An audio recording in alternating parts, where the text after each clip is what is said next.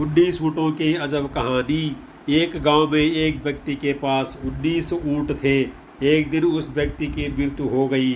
उसकी मृत्यु के बाद उसकी लिखी हुई सारी वसीयत पढ़ी गई, जिसमें लिखा था कि मेरे 19 ऊँटों में से आधे ऊँट मेरे बेटे को दिए जाएं और 19 ऊँटों में से 1/4 मेरी बेटी को दिए जाएं। इसके बाद उन्हीं 19 ऊँटों में से 5वां हिस्सा मेरे नौकर को भी दे दिया जाए। इस बंटवारे को सुनकर सभी गांव वाले बड़े चक्कर में पड़ गए कि ये बंटवारा कैसे होगा। 19 ऊँटों का आधा हिस्सा करने का मतलब एक ऊँट को काटना पड़ेगा, फिर तो एक ऊँट मर ही जाएगा और अगला बंटवारा 18 ऊँटों से करना पड़ेगा और वो है 1/4 यानी 4.5 ऊँट। यहाँ फिर से एक ऊँट को काटना पड़ेगा। ये बात सोचकर सभी गांव वाले बड़ी उलझन में थे। गांव वालों को कुछ समझ में नहीं आया, तो उन्होंने पड़ोस के गांव में रहने वाले एक बुद्धिमान व्यक्ति की याद आई और उस व्यक्ति को बुलाया गया। वह बुद्धिमान व्यक्ति अपना ऊँट लेकर उस गांव में पहुंच गया। उस व्यक्ति ने गांव वालों की उलझन को सुना और सोचना शुरू किया। वह व्यक्ति शांत चित्त के साथ सोचते हुए बोला कि यह बंटवारा करने के लिए मैं अपना ऊँट इन 19 ऊँटों में शामिल करता हूँ। इससे किसी ऊँट को काटना नहीं पड़ेगा।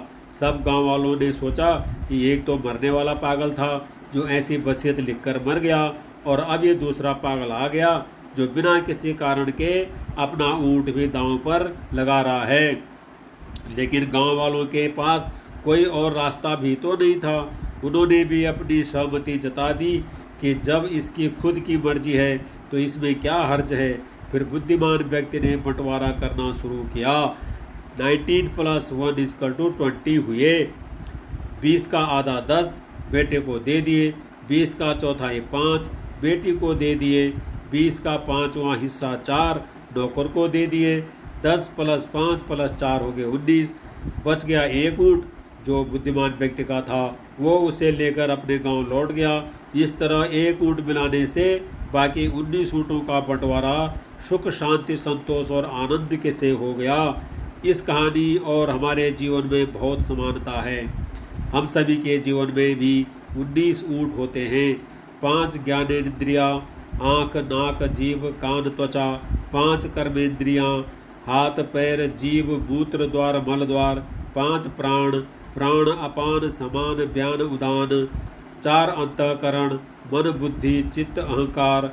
इस प्रकार हमारे जीवन के ये कुल 19 ऊँट होते हैं। सारा जीवन मनुष्य इन्हीं 19 ऊँटों के बंटवारे में उलझा रहता है, और जब तक उसमें मित्र रूपी ऊँट नहीं मिलाया जाता, यानी कि दोस्तों के साथ या फिर सगे संबंधियों के साथ जीवन नहीं जिया जाता, तब तक सुख, शांति, संतोष व आनंद की प्राप्ति नहीं हो सकती।